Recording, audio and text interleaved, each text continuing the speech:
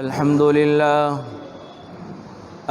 لله نحمده ونستعينه ونستغفره ونعوذ بالله من شرور أنفسنا ومن سيئات أعمالنا من يهده الله فلا مضل له ومن يضلله فلا هادي له وأشهد أن لا إله إلا الله وحده لا شريك له وأشهد أن محمدًا عبده ورسوله أرسله بالحق بشيرا ونذيرا وداعيا إلى الله بإذنه وسراجا منيرا أما بعد فإن خير الحديث كتاب الله وخير الهدي هدي محمد صلى الله تعالى عليه وسلم وشر الأمور محدثاتها وكل محدثة بدعة وكل بدعة ضلالة وكل ضلالة في النار. أعوذ بالله من الشيطان الرجيم. بسم الله الرحمن الرحيم. يا أيها الذين آمنوا اتقوا الله حق تقاته ولا تموتن إلا وأنتم مسلمون.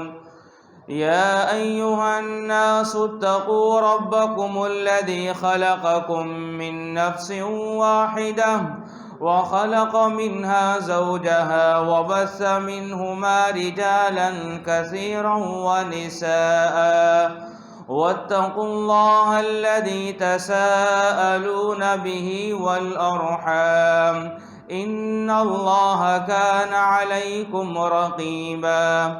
يا أيها الذين آمنوا اتقوا الله وقولوا قولا سديدا يصلح لكم أعمالكم ويغفر لكم ذنوبكم ومن يطع الله ورسوله فقد فاز فوزا عظيما. وقال الله تبارك وتعالى في القرآن المجيد والفرقان الحميد. يا أيها الذين آمنوا لا تلهكم أموالكم ولا أولادكم عن ذكر الله ومن يفعل ذلك فأولئك هم الخاسرون. ہر قسم کی تعریف اس اللہ رب العالمین کے لیے ہے جس نے ساری کائنات کو اپنے قدرت سے پیدا کیا. بے شمار درود و سلام ہو تمام انبیاء کرام پر، خصوصاً میرے اور آپ کے آخری نبی جناب محمد الرسول اللہ صلی اللہ تعالی علیہ وسلم پر. اس مختصر حمد و صلات کے بعد قرآن مجید و فرقان حمید کی سورۃ المنافقون کی ایک آیت ابھی آپ کے سامنے پڑھی گئی. اس آیت میں اللہ رب العالمین کا فرمان ہے، یا ایھا الذین آمنوا لا تلہکم اموالکم ولا اولادکم عن ذکر اللہ. اے ایمان والو، تمہاری اولاد اور تمہارا مال اللہ کے ذکر سے تمہیں دور نہ کر دے. وَمَن يَفْعَلْ ذَلِكَ فَأُولَئِكَ هُمُ الْخَاسِرُونَ. اور جو انسان اس طرح کا کرتا ہے اللہ رب العالمین اسے خسارے میں ڈال دیتے ہیں. حضرات، آیت میں آپ نے ملاحظہ کیا ہوگا کہ اللہ رب العالمین نے اس آیت میں دو عظیم نعمتوں کا ذکر کیا ہے. ایک ہے مال اور ایک ہے اولاد. یہ زندگی کا بہت بڑا سرمایہ ہے. یہ دو ایسے خوشیاں ہیں، انسان اس میں بہت خوشیوں میں مبتلا ہوتا ہے، اور یہ دو ایسے نعمتیں ہیں جو انسان اس سے محروم ہو جائے اتنا ہی فکر مند، اتنا ہی ٹینشن میں گرفتار ہوتا ہے. اور یہ دو ایسے نعمتیں ہیں. قرآن نے اس کو نعمت کہنے کے بعد یہ بھی فرمایا، انما اموالکم و اولادکم فتنہ. لوگوں مال کی محبت میں، اولاد کی محبت میں دین سے دور نہ ہو جاؤ۔ اگر ایسا ہو گیا یہی مال، یہی اولاد تمہارے لیے فتنہ بن جائے گی، تمہارے لیے دنیا میں عذاب کا ذریعہ بن جائے گی، تمہارے لیے بہت آزمائش کا ذریعہ بن جائے گی۔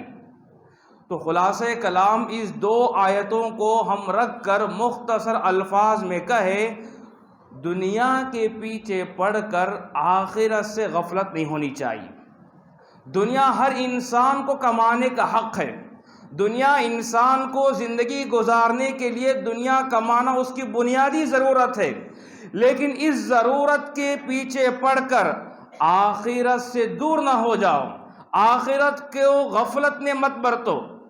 انسان ہمیشہ دنیا کے پیچھے پڑ کر آخرت کو غفلت کا شکار بنایا ہے، جس کی وجہ سے آج پوری ساری انسانیت نقصان میں ہے اور خسارے میں ہے۔ اللہ رب العالمین ہمیں دنیا میں پیدا کرنے کے بعد، دنیا میں ہمیں بھیجنے کے بعد دنیا کیسے گزارنی چاہیے، دنیا کیا چیز ہے، جہاں تم پیدا ہوئے ہو وہ سرزمین کیسی ہے، دنیا میں کیسے انسان زندگی گزارنا ہے، دنیا کو کس نقطۂ نظر سے دیکھنا چاہیے، دنیا کو کس تصور کے ساتھ زندگی گزارنا چاہیے، اس کے سارے اصول بتائے ہیں۔ انسان ہمیشہ اس بات پر غلطی کیا ہے، دنیا میں آ تو گیا لیکن دنیا کو نہیں پرکھا، دنیا کو نہیں سمجھا، جس کی وجہ سے آج انسان بہت پریشان ہو رہا ہے۔ حضرات، شریعت کہتی ہے دنیا ایک ذریعہ ہے، مقصد نہیں۔ اگر اسے مقصد بنا لے انسان نقصان اٹھائے گا۔ دنیا راستہ ہے، منزل نہیں۔ اگر اسے منزل سمجھ جائے انسان نقصان میں آ جائے گا۔ دنیا کی کامیابی کامیابی نہیں، آخرت کی کامیابی اصل کامیابی ہے۔ قرآن کہتا ہے فَمَنْ زُحْزِحَ عَنِ النَّارِ وَأُدْخِلَ الْجَنَّةَ فَقَدْ فَازَ۔ جو انسان کل قیامت کے دن جہنم سے بچا لیا گیا، جہنم کی آگ سے بچا لیا گیا اور اللہ رب العالمین اسے جنت میں داخل کر دیا، تو سمجھو کہ اصل کامیابی، حقیقی کامیابی اسے نصیب ہو گئی۔ اس کا مطلب یہ ہے آخرت کی کامیابی اصل کامیابی ہے، دنیا کی کامیابی وہ کامیابی نہیں ہو سکتی۔ دنیا کی حقیقت کیا ہے حضرات؟ آج دنیا بارونق ہے، آج دنیا زیب و زینت سے سرشار ہے، آج دنیا بہت خوبصورت نظر آتی ہے۔ یہ دنیا ویسے ہی ہے جس طرح ایک بوڑھی عورت کو سنوار کر جوان بنانے کی کوشش کی گئی، لیکن ایسی بوڑھی عورت کو سنوار کر جوان بنانے کی کوشش کرو وہ بوڑھی عورت جوان بن نہیں سکتی۔ اسی طرح یہ دنیا ایسی ہے، یہاں کے چمک دھمک کو دیکھ کر، یہاں کے زیب و زینت کو دیکھ کر، دنیا کی خوبصورتی کو دیکھ کر انسان خسارے میں اس لیے جا رہا ہے کہ یہ دنیا بوڑھی ہے، اسے جوان سمجھ کر زندگی گزار رہا ہے۔ اچھے اچھے دیندار یہ دنیا کی ظاہری چمک دھمک کو دیکھ کر، ظاہری زیب و زینت کو دیکھ کر لوگ آخرت سے اس طرح غفلت کر چکے ہیں اور دنیا کی پوری طرح غلام بن چکے ہیں، دنیا کو اصل ٹھکانہ سمجھ چکے ہیں۔ یاد رکھو دنیا اصل ٹھکانہ نہیں ہے، بل یؤثرون الحیات الدنیا والآخرۃ خیر وابقی۔ دنیا چند دن کے مہمان ہیں۔ اللہ کے نبی صلی اللہ علیہ وسلم فرماتے ہیں اعمار امتی ما بین 60 و 70، میری امت کی عمر 60 سے 70 سال تک ہے، 60 سے 70 سال تک ہے۔ وقلیل من یجاوزها، بہت کم لوگ ہیں جو 70 سال کے بعد بھی جیا کرتے ہیں۔ تو انسان یہاں ابدی زندگی رہنے کے لیے نہیں آیا، بلکہ مختصر زندگی گزارنے کے لیے آیا ہے، آخرت کی تیاریاں کرنے کے لیے آیا ہے۔ حضرات، دنیا طاقت و قوت کا نام ہے تو اس کا انجام قوم عاد کی شکل میں دیکھو۔ اگر دنیا تخت و تاج کا نام ہے تو فرعون کی شکل میں دنیا کے انجام کو دیکھ لو۔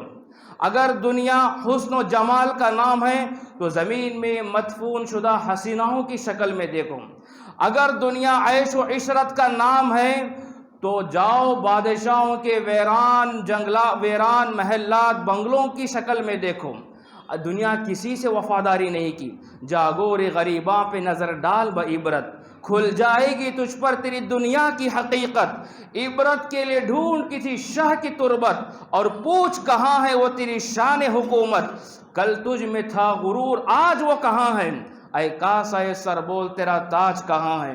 علامہ ابن قیم رحمۃ اللہ علیہ فرماتے ہیں یہ دنیا دین کے بغیر آ جائے، یہ دنیا دین کے بغیر آ جائے، یہ دنیا ایک زانیہ عورت کی طرح ہے۔ ایک زانیہ عورت کسی ایک مرد سے وفاداری نہیں کرتی۔ آج کسی مرد کے پاس ہے تو کل کسی اور کے پاس ہے تو پرسوں کسی اور کے پاس ہے۔ یہ دنیا بھی ویسا ہی ہے، آج دنیا میرے پاس ہے تو کل کسی اور کے پاس، کل کسی اور کے پاس۔ دنیا کسی سے آج تک وفاداری نہیں کی۔ انسان ہمیشہ سے اس بات کو غفلت کر دیا ہے کہ انسان یہاں دنیا سے وفاداری کرتے آیا ہے اور سمجھ رہا ہے کہ دنیا ہم سے وفاداری کر رہی ہے۔ یاد رکھو دنیا کسی سے وفاداری نہیں کرتی۔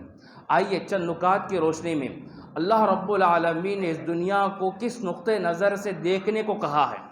لوگوں، میں نے یہ دنیا کو بنایا ہے، یہ میری مخلوق ہے، میں نے اس کائنات کو بنایا ہے اور میں نے تمہیں بھی پیدا کیا ہے، لیکن یاد رکھو یہ دنیا کسی سے وفاداری کرنے والی نہیں، کسی سے عہد و پیمان کرنے والی نہیں، ہمیشہ ہر انسان سے غداری کرتے آئی ہے۔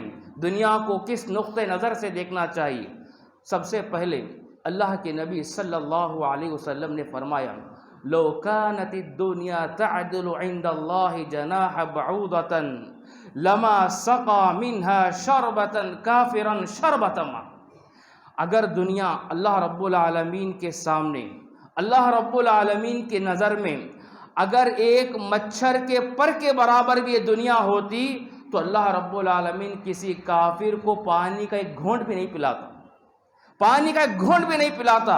یہ دنیا مچھر کے پر کے برابر بھی نہیں ہے اللہ رب العالمین کی نظر میں۔ اس لیے اللہ رب العالمین جس طرح مومنوں کو بھی پال رہا ہے اسی طرح مشرکوں کو بھی پال رہا ہے، کافروں کو بھی پال رہا ہے، اللہ کو گالیاں دینے والوں کو بھی پال رہا ہے، نبی کے شان میں گستاخی کرنے والوں کو بھی پال رہا ہے۔ ہر ایک کو ہر اچھے انداز سے اللہ رب العالمین پال رہا ہے۔ اس کا مطلب یہ اللہ رب العالمین اس دنیا کی قیمت کو اپنے مچھر کے پر کے برابر بھی نہیں رکھا۔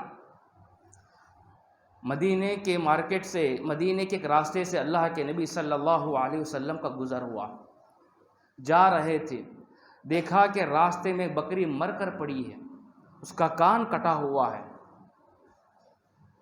اللہ کے نبی صلی اللہ علیہ وسلم صحابہ کو بلایا، کہا تم میں سے کون ہے اس بکری کو 1 درہم میں خریدے؟ صحابہ نے کہا اے اللہ کے نبی صلی اللہ علیہ وسلم بکری مری ہوئی ہے، کان کٹا ہوا ہے، عیبدار بکری ہے، آپ 1 درہم میں بول رہے ہیں؟ ہم سمجھتے ہیں اگر کوئی انسان اس کو فری میں بھی دے تو لینے کے لیے تیار نہیں ہے، فری مفت میں بھی دے تو لینے کے لیے تیار نہیں، اتنا اس کی حیثیت گزر چکی ہے۔ اللہ کے نبی صلی اللہ علیہ وسلم نے فرمایا اللہ رب العالمین کی نظر میں جو تمہاری نظر میں یہ بکری کی حیثیت ہے اس سے بھی گئے گزری یہ دنیا ہے، اس سے بھی گئے گزری یہ دنیا ہے، اس کی کوئی حقیقت نہیں۔ بکری کی تھوڑی تو عزت ہے اور تھوڑی نہ تھوڑی قیمت ہے، لیکن اللہ رب العالمین کی نظر میں یہ دنیا کی کوئی قیمت نہیں، کوئی حیثیت نہیں۔ دوسرا نقطہ نظر، اللہ کے نبی صلی اللہ علیہ وسلم نے کیا ہمیں تعلیم دی؟ اللہ رب العالمین نے ہمیں کیا تعلیم دیا ہے؟ دنیا کو کس نقطۂ نظر سے دیکھنا چاہیے، کس تصور سے دیکھنا چاہیے؟ دنیا انسان کو ارمانوں کی جگہ اور خواہشات کی جگہ نہیں سمجھنا چاہیے۔ ایک مومن کے ارمانیں، ایک مومن کی آرزوئیں، ایک مومن کی تمنائیں، ایک مومن کی خواہشات یہاں پوری نہیں ہوتی۔ ایک انسان مومن ہے، ایک مسلمان ہے، اللہ پر ایمان رکھنے والا ہے، نبی پر ایمان رکھنے والا ہے، تو اسے اس تصور سے زندگی گزارنا چاہیے کہ یہ دنیا میں ہماری ارمانیں پوری نہیں ہوں گے، ہمارے خواہشات پورے نہیں ہوں گے، ہمارے آرزویں پورے نہیں ہو سکتی۔ یہ سوچ میری پوری ارمانیں ہوں، میری پوری آرزویں ہوں، میرے پورے خواہشات دنیا میں ہوں، اگر یہ سوچ ہے تو شریعت کہتی ہے کافرانہ سوچ ہے، یہ کافروں کا سوچ ہے۔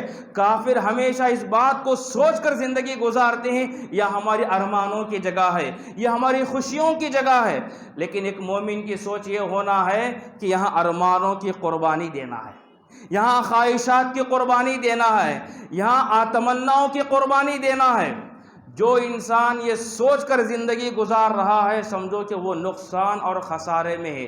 اسی لیے اللہ کے نبی صلی اللہ علیہ وسلم فرماتے ہیں الدنیا سجن المؤمن و جنت الکافر، دنیا مومن کے لیے قید خانہ ہے، دنیا مومن کے لیے قید خانہ ہے اور کافروں کے لیے جنت ہے۔ کیا مطلب؟ کئی معنی اس کے اندر پیدا ہوتے ہیں۔ قید خانے سے تعبیر کی گئی، اللہ رب العالمین نے، اللہ کے نبی صلی اللہ علیہ وسلم نے ایک مومن کو قیدیوں سے تعبیر کر دیا۔ کیوں؟ ایک قیدی جب جیل میں رہتا ہے اسے من پسند کا لباس نہیں ملتا، من پسند کا کھانا نہیں ملتا، من پسند سونے کا بستر نہیں ملتا، وہ جیسے چاہے ویسے زندگی نہیں گزار سکتا، وہ اپنے ارمان کے حساب سے زندگی نہیں گزار سکتا۔ اسی طرح ایک مومن کو دنیا میں اچھے کپڑے میسر نہیں ہو سکتے، اسی طرح ایک مومن کو اچھے سے اچھے اشیاء میسر نہیں ہو سکتے، اچھے سے اچھے پکوان اسے میسر نہیں ہو سکتے، کبھی کبھار ہو سکتے ہیں، لیکن ایک مومن جب زندگی گزارتا ہے تو اچھے سے اچھے زندگی ہو یہ تصور کرنا غلط ہے، اور کافر کے لیے کوئی قید نہیں ہے۔ اور اسی طرح جب ایک قیدی جیل میں زندگی گزارتا ہے وہ آزاد نہیں ہوتا، وہ پابند ہوتا ہے، وہاں کے حکمران جیسا بولے ویسا سننا پڑتا ہے، ان کے اشاروں پر چلنا پڑتا ہے، ان کے ماتحت میں رہ کر چلنا پڑتا ہے قیدی کے لیے۔ اسی طرح ایک مومن کو قیدی سے تعبیر کرتے ہوئے فرمایا دنیا میں تم زندگی گزار رہے ہو، آزاد نہیں ہو، تم پابند ہو، شریعت کی پابند ہو۔ شریعت کیا کہتی ہے اسے آپ کو ماننا پڑے گا۔ شریعت کہتی کہ حرام کمائی حرام ہوگی، کھانا نہیں چاہیے، ہمیں ماننا پڑے گا، حلال کمانے پر ہم مجبور ہونا پڑے گا۔ شریعت کہتی ہے یہ تمام چیزیں ناجائز ہے، اسے ناجائز سمجھنا پڑے گا آپ کو۔ ہم ہر بات شریعت سے پوچھ کر کرنا پڑے گا، شریعت کے اشارے پر ہم چلنا پڑے گا۔ اسی لیے اللہ کے نبی صلی اللہ علیہ وسلم نے ایک مومن کو قیدی سے تعبیر کی گئی، اور اسی طرح ایک مومن کو قیدی سے تعبیر کرنے کی وجہ یہ بھی ہے، ایک جیل میں انسان زندگی گزارتا ہے، اپنے باقی کی ایام زندگی جیل میں گزارتا ہے، اس کی سوچ، اس کی نظر ہمیشہ کہاں رہتی ہے؟ میں کب یہاں سے چھوٹ جاؤں گا، میں کب یہاں سے رہا کیا جاؤں گا، مجھے کب یہاں سے آزاد کیا جائے گا۔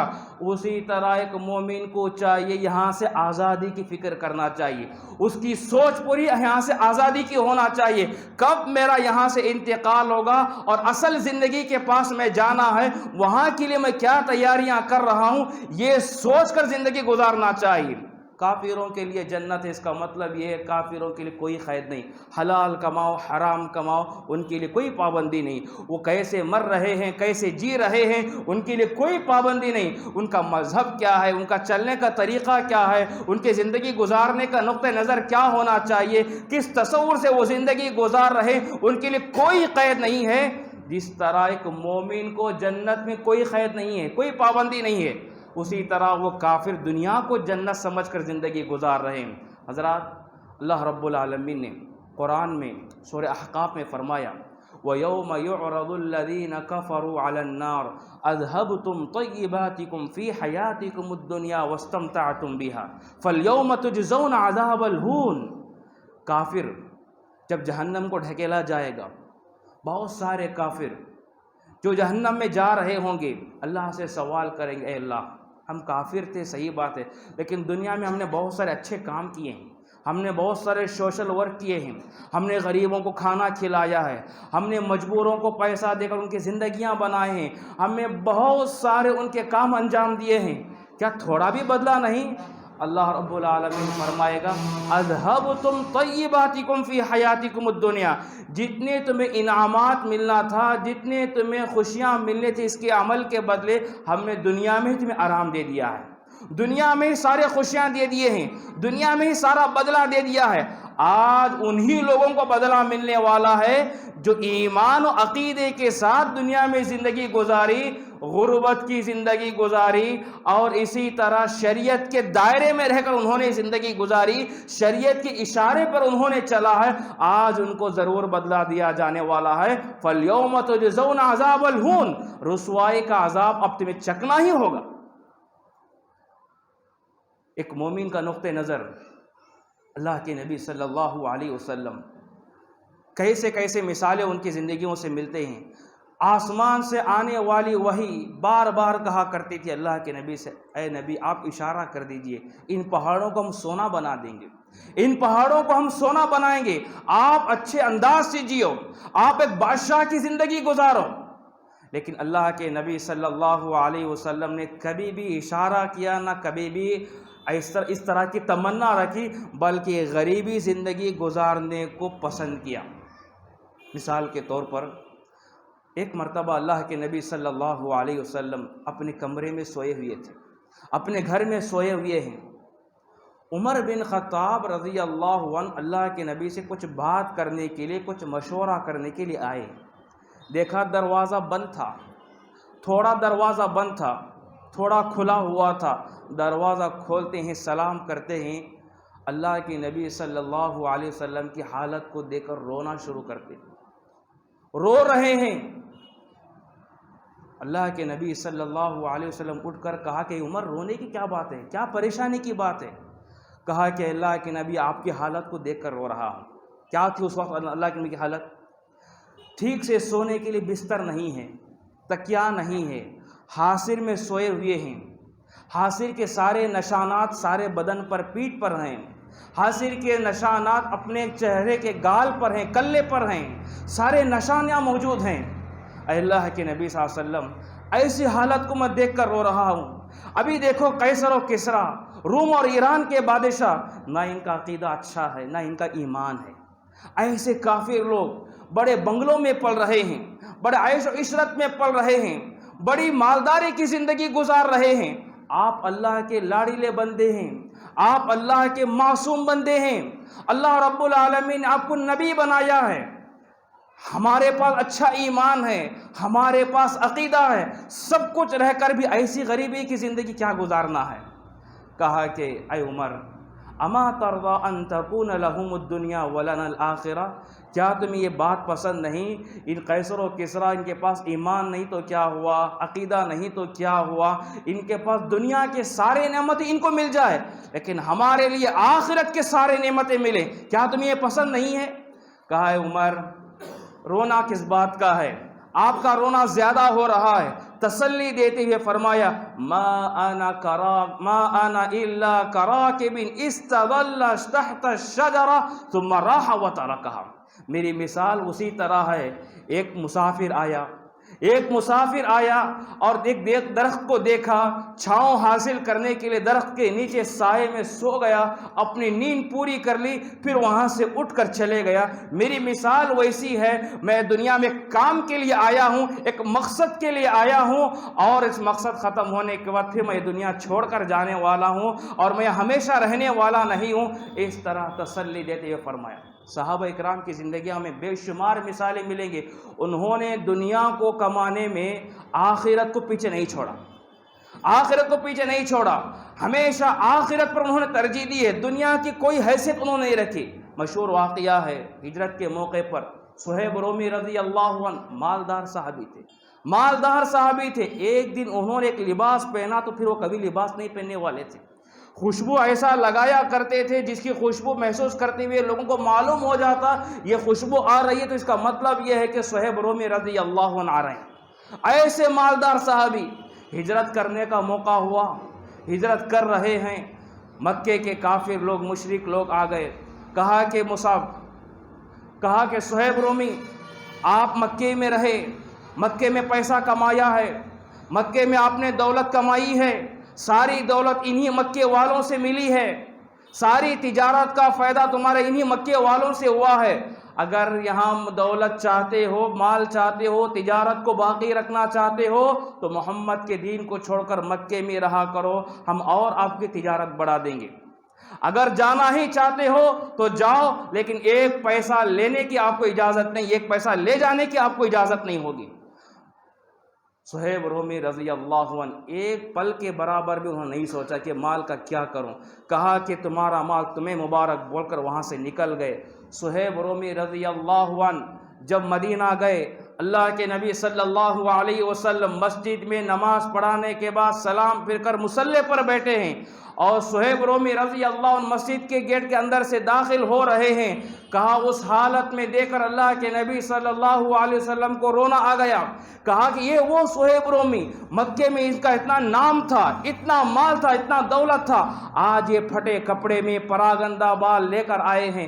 کہا کہ صہیب کیا بات ہے؟ کہا کہ اللہ کے نبی مکے والوں نے مجھے خریدنا چاہ رہے تھے، میں نے ان کو بھیک میں پیسہ دے کر چھوڑ کر آیا ہوں، میں نے ان کو خرید کر چھوڑ کر آیا ہوں، آپ کی محبت کے خاطر، آخرت کی محبت کے خاطر، دین کی محبت کے خاطر میں چھوڑ کر آیا ہوں۔ اس وقت اللہ کے نبی صلی اللہ علیہ وسلم فرمایا ربح صہیب، ربح صہیب، ربح صہیب، تمہاری تجارت کامیاب، تمہاری تجارت کامیاب، تمہاری تجارت کامیاب۔ کہا کہ پورا پیسہ گنوا کر آئے ہیں لیکن کہہ رہے ہیں کہ تجارت کامیاب، مطلب یہ ہے اللہ کے راستے میں لٹانا، اللہ کے راستے میں پیسہ گوانا، اللہ کے خاطر غریبی کی زندگی گزارنا، اس کا مطلب یہ ہے تم نے جنت کی قیمت ادا کر چکی ہے، جنت کو تم نے خرید لیا ہے۔ اس وقت یہ آیت نازل ہوئی وَمِنَ النَّاسِ مَن يَشْرِي نَفْسَهُ ابْتِغَاءَ مَرْضَاتِ اللَّهِ۔ دنیا میں اس آسمان کے نیچے زمین کے اوپر کچھ ایسے بھی بندے ہیں جنہوں نے اللہ کی خاطر اپنے مال تجارت کو سب چھوڑ کر اللہ کی رضامندی حاصل کرنے والے۔ بہت سارے ایسے واقعات ہیں، آپ نے سنا بھی ہے، مشہور بھی ہے، لیکن ایک ایسا واقعہ بھی آپ کو میں بتاؤں گا۔ ایک صحابی ایسے تھے، گمنام صحابی، شاید میں نام لوں گا تو آپ سمجھیں گے کہ پہلی بار ہم یہ نام سن رہے ہیں۔ ایسے صحابی حضرت جلیبیب رضی اللہ عنہ۔ کون ہیں صحابی؟ مکے میں ان کا کوئی نام نہیں، ان کی کوئی حیثیت نہیں، شکل میں بدصورت ہیں، کالے کلوٹے ہیں، کوئی ان کو بات کرنے والا نہیں، کوئی ان کو دوست بنانے والا نہیں، ان کا کوئی نام نہیں ہے، ان کا حسب و نسب زیادہ نہیں ہے، ان کا کوئی خاندان بڑا نہیں ہے، بڑے غریبی صحابی، بڑے گمنام صحابی۔ ایسے صحابی اللہ کے نبی صلی اللہ علیہ وسلم نے ان کے حالت کو ترس کھاتے ہوئے ایک مرتبہ فرمایا کہ اے جلیبی، کیا شادی کرنے کا ارادہ نہیں ہے؟ عمر نکلتے جا رہی ہے، عمر نکلتے جا رہی ہے، کیا شادی کرنے کا ارادہ نہیں ہے؟ اس وقت من یزوجنی یا رسول اللہ صلی اللہ علیہ وسلم، اے اللہ کے نبی آپ بتائیے مجھ سے کون شادی کر سکتا ہے؟ نہ میرا نام بڑا ہے، نہ میں مال و دولت والا ہوں، شکل دیکھو کیسی ہے میری، کون مجھے پسند کرتا ہے؟ کون انسان اپنی بیٹی کو دے گا مجھے؟ کہا کہ جلیبی تم تیار ہو جاؤ شادی کرنے کے لیے، رشتہ دیکھنا میری ذمہ داری ہے، میں تمہارا رشتہ دیکھ کر شادی کروں گا۔ کہا کہ جب ایسی بات ہے تو اللہ کے نبی آپ بات کو آگے بڑھائیے۔ ویسے تو اللہ کے نبی صلی اللہ علیہ وسلم کے پاس بہت سارے ایسے صحابہ آتے تھے اور مشورہ دیتے تھے، رائے رکھتے تھے کہ اللہ کے نبی میرے بیٹے کو رشتہ دیکھیے، میری بیٹی کا رشتہ دیکھیے، اس طرح کر درخواستیں ہوتی تھی۔ وہ ایک مرتبہ مدینے کے ایک بڑے مالدار صحابی ابو برزہ رضی اللہ عنہ آئے، کہا کہ اللہ کے نبی اکلوتی بیٹی ہے، ایک ہی بیٹی ہے میرے پاس، مال دال کی کوئی کمی نہیں ہے، میرے بیٹی کے لیے ایک مناسب رشتہ دیکھیے۔ اس وقت اللہ کے نبی صلی اللہ علیہ وسلم نے کہا کہ میرے نظر میں ایک لڑکا ہے، آپ اسے رشتہ کرا دو۔ کہا کہ جلیبیب۔ کہا کہ وہ جلیبیب کون ہے؟ کہا کہ دیکھو فلاں آدمی ہے۔ کہا اس کے بعد ایسا آدمی؟ صحابی کہتے ہیں ابو برزہ رضی اللہ عنہ، جب یہ رشتہ آیا میرے پاس، اللہ کے نبی نے جیسے ہی کہا میرا پورا مکمل ارادہ ہوا کسی بھی حالت میں رشتہ نہیں کرنا چاہیے، لیکن رشتہ انکار کرنے کی ہمت بھی نہیں ہو رہی ہے، کیسے انکار کروں؟ انہوں نے حضرت برزہ رضی اللہ عنہ فرماتے ہیں اس رشتے سے چھٹکارا حاصل کرنے کے لیے میں نے ایک بہانہ بنایا کہ اللہ کے نبی میری بیوی سے ذرا مشورہ کر کے بتاتا ہوں، کچھ ٹائم دیجئے۔ کہا کہ جاؤ مشورہ کرو۔ کہا اس کے بعد جا کر مشورہ کیے، میاں بیوی دونوں، لڑکی کے ماں باپ دونوں نے کہا، اس کا نام نہیں، حسب و نسب نہیں، کوئی پہچان نہیں، نہ جاننے والا نہ پہچاننے والا، اتنا بدصورت آدمی، ایسا لڑکا ہماری بیٹی اس کے گھر جائے ہرگز نہیں ہو سکتا، رشتہ انکار کر دیا۔ جاؤ کسی بھی طرح اللہ کے نبی صلی اللہ علیہ وسلم سے جا کر بول دو کہ یہ رشتہ ہمیں منظور نہیں ہے۔ میاں بیوی کی، ماں باپ کی، دونوں یہ باتیں بیٹی سن رہی تھی۔ وہ صحابی باہر نکلے اللہ کے نبی کو جواب دینے کے لیے۔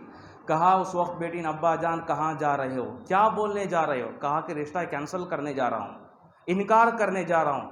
اس وقت اس صحابیہ نے جو جملہ کہا کہ ابا جان رشتہ کس کا آیا ہے مت دیکھو، رشتہ کہاں سے آیا ہے وہ دیکھو، رشتہ کس کا ہے مت دیکھو، رشتہ کہاں سے آیا ہے وہ دیکھو۔ رشتہ کس کا آیا ہے تو بہت سارے سوالات پیدا ہوں گے، اس کے پاس مال نہیں، حسب و نسب نہیں، خاندان نہیں، بہت سارے سوالات پیدا ہوں گے۔ رشتہ کہاں سے آیا وہ دیکھو، اس کا مطلب ہے کہ نبی صلی اللہ علیہ وسلم نے رشتہ طے کیا ہے۔ جب نبی کے ذریعے سے آیا ہے تو اس کا مطلب یہ ہے کہ اس میں کوئی شر نہیں ہوگا، کوئی نقصان نہیں ہوگا، یہ رشتہ میرے لیے منظور ہے، میں تیار ہوں۔ اللہ کے نبی صلی اللہ علیہ وسلم نے خوشی کا اظہار کیا۔ اس کے بعد دونوں کا رشتہ کرا کر، رشتے کے بعد، شادی کے بعد، نکاح کے بعد یہ دعا دی، اللہم صب علیہا الخیر صبا ولا تجعل عیشہا کدا۔ اے اللہ اس رشتے پر خیر و برکت ہی عطا فرما، اور ان دونوں کی زندگی میں کبھی بھی غریبی کا منہ مت دکھا، کبھی بھی فقر و فاقے کا دور مت دکھا، ہمیشہ یہ خوش رہیں اور ہمیشہ اچھی کمائی میں رہیں۔ یہ دعا کی اللہ کے نبی صلی اللہ علیہ وسلم نے، اور ہم بار بار ہم اپنے جہاں بھی نکاح میں جاتے ہیں دعا کرتے ہیں، بارک اللہ لک و بارک علیک و جمع بینکما فی خیر۔ اس کے ساتھ یہ بھی دعا دی جائے تو بہت بڑا مناسب ہے، اس لیے کہ اللہ کے نبی صلی اللہ علیہ وسلم نے خود نکاح پڑھنے کے بعد یہ دعا بتائی، اللہم صب علیہا الخیر صبا ولا تجعل عیشہا کدا۔ اس دعا کا اتنا بڑا فائدہ ہوا، مکے کے خواتین میں سب سے زیادہ مالدار یہی عورت تھی، اور یہی صحابی نے سب سے زیادہ پیسہ کمایا تھا۔ رشتے کی بنیاد دنیا کو دیکھ کر انہوں نے نہیں کیا، آخرت کو دیکھ کر، دین کے خاطر، نبی کی خاطر دیکھ کر کیا۔ دنیا خود بخود جھک جائے گی۔ شریعت یہی ہمیں تعلیم دی، دنیا انسانوں کے لیے بنائی گئی ہے، دنیا ہمارے لیے بنائی گئی ہے، لیکن ہم دنیا کے لیے نہیں بنے ہیں۔ دنیا کو جھکانا سیکھو، دنیا کے سامنے جھکنا نہیں چاہیے۔ دنیا کو جھکاؤ، اپنی دولت ایسے جھکاؤ دنیا ہمارے قدموں کے نیچے آ کر گرے، لیکن ہم دنیا کے سامنے جھک گئے تو اس کا مطلب یہ ہے کہ ہم آخرت میں ہمیشہ جھک کر جہنم کو جانا پڑے گا۔ تو یہ چیزیں دنیا یہ تصور دیتی ہے، دنیا یہ کہتی ہے یہاں ارمانوں کی قربانیاں دے کر، یہاں آرزوؤں کی قربانیاں دے کر چلنا چاہیے۔ اور ایک نقطہ نظر اللہ کے نبی فرماتے ہیں، یہ دنیا بہت دھوکہ دینے والی ہے، دنیا بہت دھوکہ دینے والی ہو، وَمَا الْحَيَاةُ الدُّنْيَا إِلَّا مَتَاعُ الْغُرُورِ۔ دنیا بہت دھوکے باز ہے، بہت غداری کرنے والی ہے، کسی سے وفاداری کرنے والی نہیں۔ اور ستم بالا ستم یہ ہے، جو انسان دنیا کو جس طرح زیادہ چاہتا ہے اسی طرح اسے دنیا اسے برباد کر رکھ دیتی ہے۔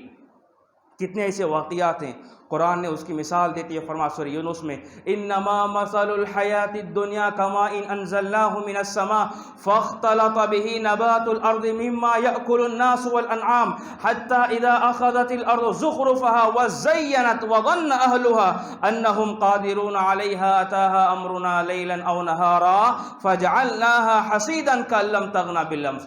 دنیا کی مثال اسی طرح ہے، ایک کسان ہے، اس کا ایک باغیچہ ہے، اللہ رب العالمین نے بارش برسائی، اس بارش کے وجہ سے پودے نکل کر آئے، یہاں تک کہ ہوتے ہوتے فصلیں تیار ہو گئی، پورا کھیت ہرا بھرا ہو گیا، جہاں بھی دیکھو فصلیں لگی ہوئی ہیں، جہاں بھی دیکھو پھل لٹکے ہوئے ہیں۔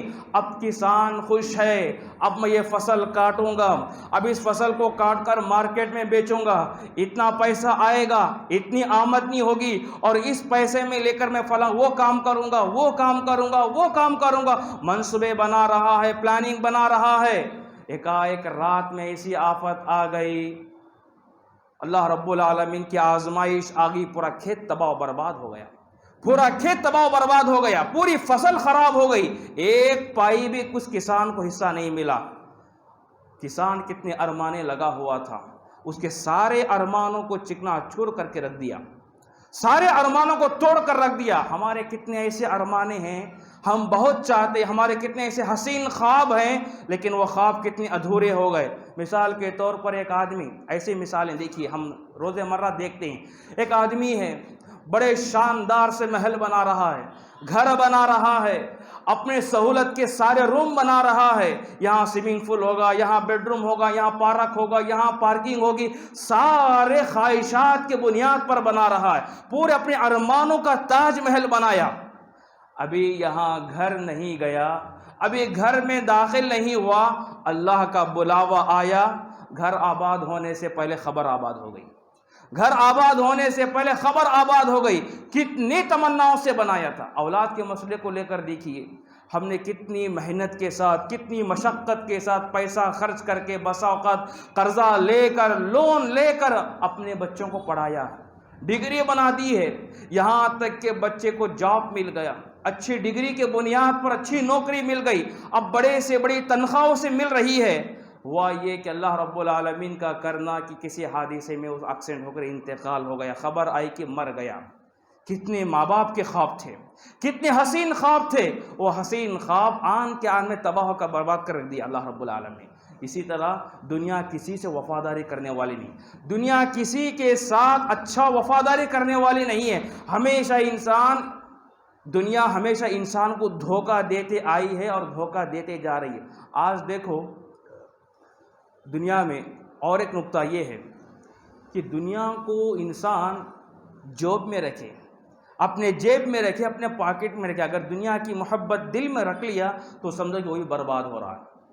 آج بہت امت کے، آج معاشرے کے بہت سارے ایسے مالدار ہیں، جو انسان جتنا مالدار اتنا ہی پریشان ہے، جو انسان جینے کے اسباب جتنے رکھا ہوا ہے اپنے پاس اتنا ہی وہ پریشان ہے۔ آج خودکشی کرنے والوں کی تعداد کس کی ہے؟ وہی جن کے پاس مال و دولت کی کوئی کمی نہیں ہے۔ فلم ایکٹروں کی لیجئے، کرکٹ پلیئروں کی لیجئے، سب سے زیادہ خودکشی کر کے مرنے والے ایسے لوگ ہیں جن کے پاس دولت کی کمی کوئی نہیں ہے، جن کے پاس جائیداد کی کمی کوئی نہیں ہے، سارے کے سارے چیزیں ان کے پاس میسر ہے، لیکن پھر ہی پریشان اس لیے ہیں کہ انہوں نے اپنا انسان کی زندگی کا سکون دولت میں کمایا ہے، دولت میں رکھا ہے۔ لیکن شریعت کہتی ہے الا بذکر اللہ تطمئن القلوب، دنیا کی محبت کو چھوڑ کر آخرت کی محبت دل میں بسانے والا وہ سکون کی زندگی گزارتا ہے۔ یاد رکھو اللہ نے ہمیں غریب بنا، کسی کو مالدار کسی کو غریب بنایا ہے، اس کی مرضی ہے، اس کی مشیت ہے۔ اگر ہم غریب ہیں تو یہ مت سوچو کہ ہم معاشرے کے گئے گزرے لوگ ہیں، ہم معاشرے کے اتنے گھٹیا لوگ ہیں، کیا ہمارا حق نہیں کہ پیسہ کمانے کا، کیا ہمارا حق نہیں کہ مالدار بننے کا، بس اوقات ہم محنت بھی کر رہے ہیں پھر بھی غریب ہیں۔ اس کا مطلب یہ اللہ نے ہمیں غریبی کو پسند کیا، غریبی میں رہنے کو پسند کیا ہے۔ اللہ کا فیصلہ ہے، اللہ کی مرضی ہے، خوشی خوشی سے اپنا لو۔ اللہ جانتا ہے کہ اسے اگر مال ملا تو یہ کیا کر سکتا۔ اللہ نے کہا وَلَوْ بَسَطَ اللَّهُ الرِّزْقَ لِعِبَادِهِ لَبَغَوْا فِي الْأَرْضِ، اگر میں کچھ غریبوں کو مال دیتا تو دنیا میں فساد مچا کر رکھتے۔ اس لیے کہا وَيُنَزِّلُ بِقَدْرٍ مَا يَشَاءُ، میں ان کے بقدرت ان کی روزی روٹی عطا کرتا ہوں۔ تو اللہ کے فیصلے کو خوشی خوشی سے اپنانا چاہیے۔ غریبی اللہ کا فیصلہ ہے، ورنہ اللہ کے خزانے میں کیا کمی ہے کہ انسان کو سارے لوگوں کو مالدار بنا دیتا؟ کیا کمی ہے اس کے پاس؟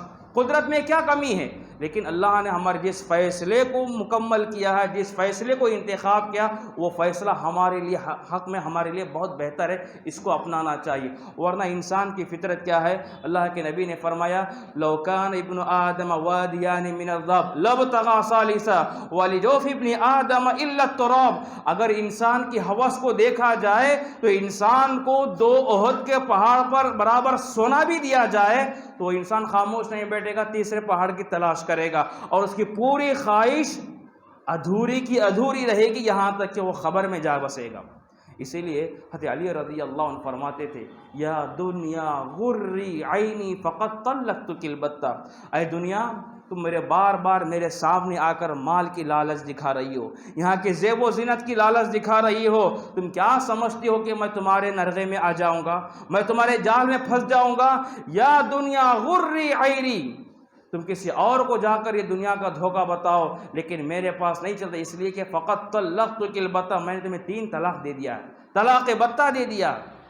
انسان دنیا میں رہ کر کیسے کیسے زندگی گزارتا ہے، دنیا میں رہتا ہے اپنا مال کو لے کر مالی مالی مالی، میرا مال میرا مال، میرا پیسہ کہتا ہے۔ شریعت کہتی ہے تیرا پیسہ کچھ بھی نہیں، اذا اکلت فاکلیت، جتنا کھایا تیرا مال، تو نے اتنا کھا لیا۔ وَإِذَا لَبِسْتَ فَأَبْلَيْتَ، جتنا پہنا وہ تیرا مال ہے۔ اور فَصَدَّقْتَ فَأَمْضَيْتَ، جتنا صدقہ کیا، آخرت کے لیے تیاری کی، وہی تیرا مال ہے۔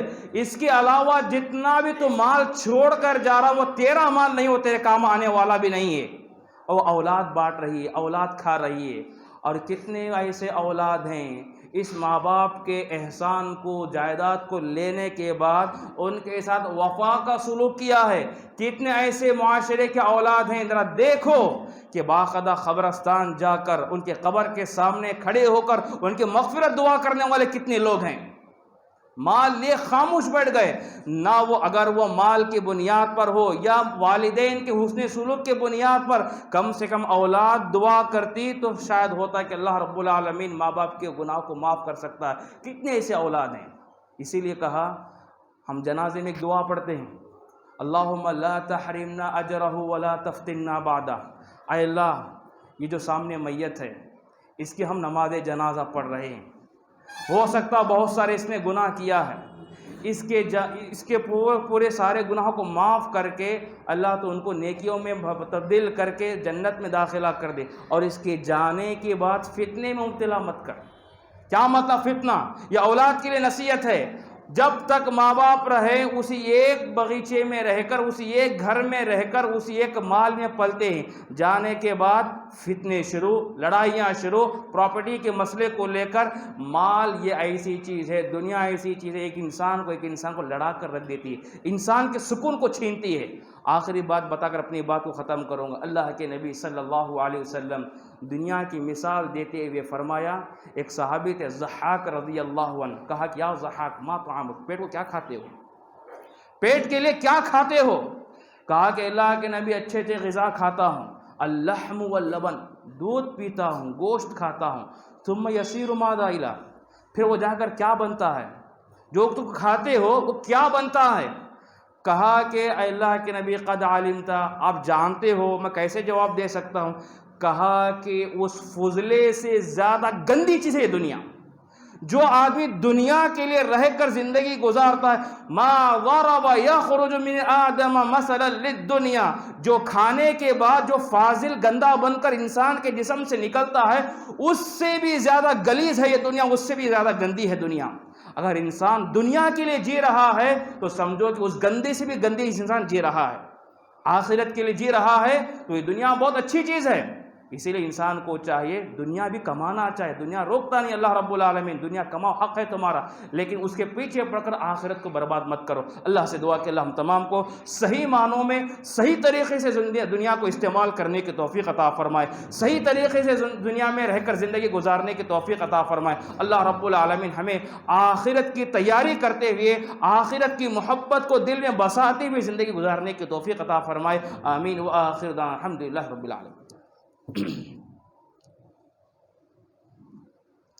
الحمد لله نحمده ونستعينه ونستغفره ونعوذ بالله من شرور أنفسنا ومن سيئات أعمالنا، من يهده الله فلا مضل له ومن يضلله فلا هادي له، وأشهد أن لا إله إلا الله وحده لا شريك له، وأشهد أن محمدا عبده ورسوله أرسله بالحق بشيرا ونذيرا وداعيا إلى الله بإذنه وسراجا منيرا، أما بعد فإن خير الحديث كتاب الله وخير الهدي هدي محمد صلى الله تعالى عليه وسلم وشر الأمور محدثاتها وكل محدثة بدعة وكل بدعة ضلالة وكل ضلالة في النار. أعوذ بالله من الشيطان الرجيم. بسم الله الرحمن الرحيم.